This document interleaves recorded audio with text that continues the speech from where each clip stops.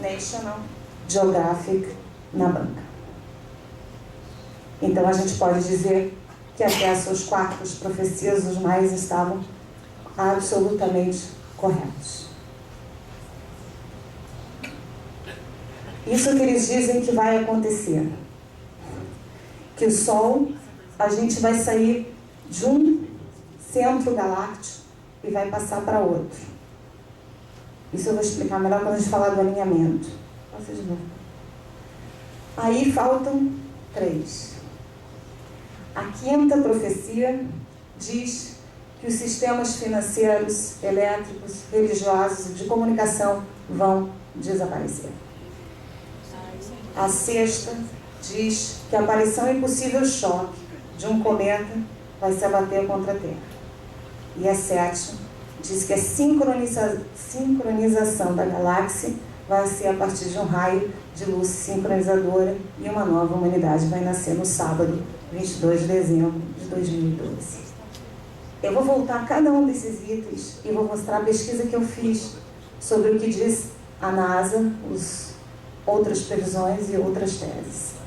Mas antes, eu queria dizer que todas essas coisas sobre o ano galáctico, passa a próxima, por favor, não são exclusividade dos maias. Os egípcios também fizeram, os egípcios observavam o Sol, o céu, de uma forma um pouquinho diferente dos maias. Eles não davam tanta importância para o planeta Vênus, davam mais importância para a estrela Sírius, porque o Sírius tinha a ver com o transbordamento do Nilo.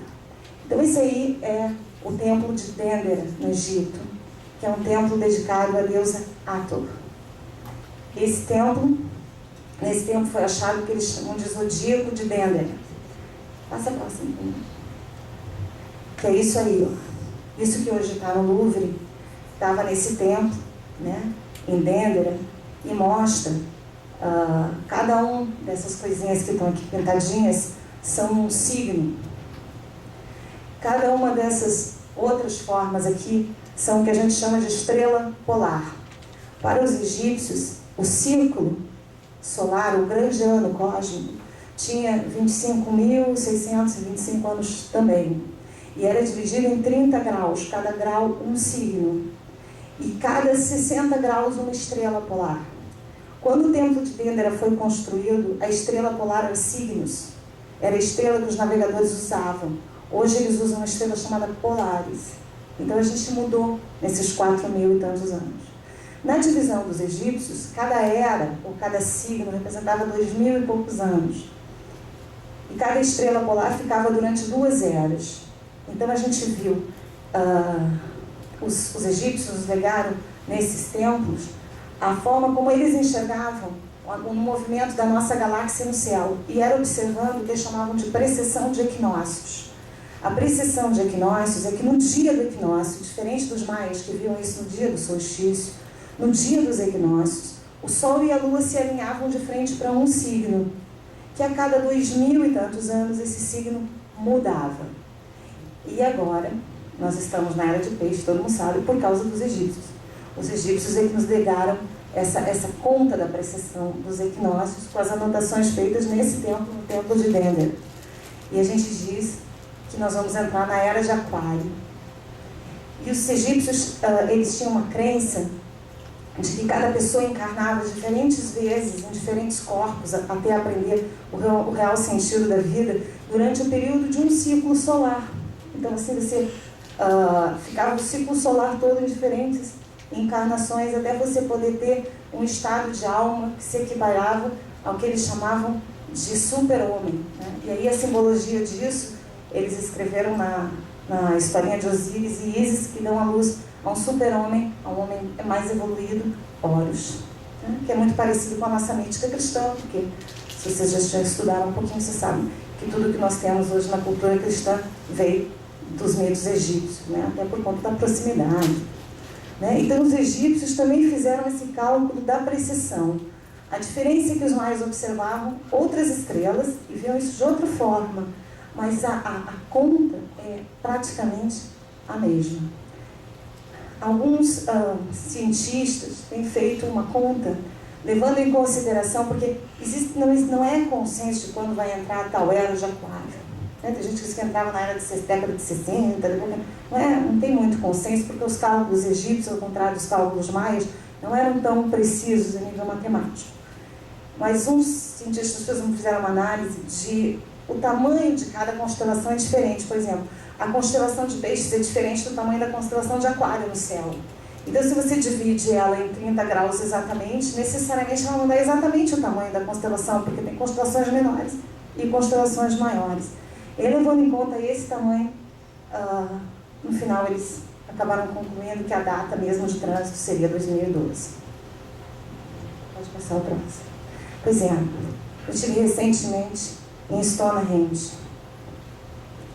E a gente olha Stonehenge, e é todo cheio de mistérios, né? Ninguém tem nenhuma tese, é só serve para vender revista. Esse aqui mesmo tem ela na capa. O que fala? Nada.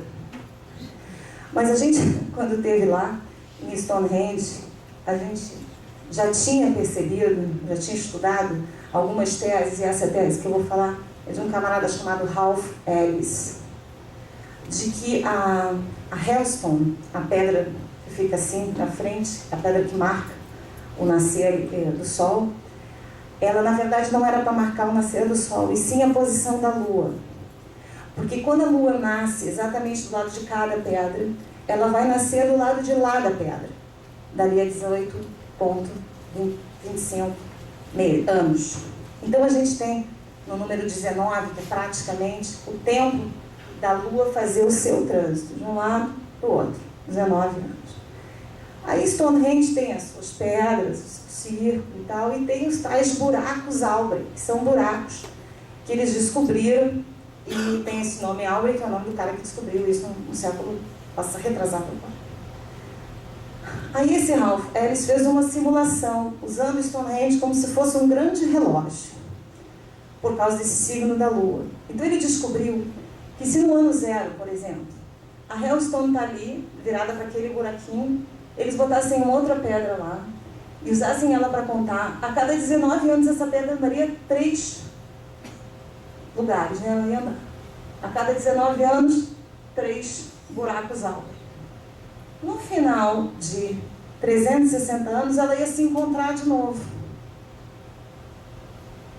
No final de 5.000 anos, ela ia ter dado uma volta. E no final de 5.165, ela voltaria para o mesmo lugar. Então, os celtas, provavelmente, apesar disso não ser uma coisa consensual, isso é só uma tese, também tinham em Stonehenge um grande relógio de precessão de equinócio, ou de grande ciclo cósmico. Aí fica a pergunta, como é que um povo, os celtas, os maias e os egípcios, que historicamente não se conheciam, historicamente não tinham nenhum contato entre si, sabiam e contavam o tempo da mesma forma? Ou, por que nós não temos nenhum monumento no mundo que seja posterior a 5.000 ou 3.000 anos antes dessa nossa era, ou seja, com mais de 7.000 anos?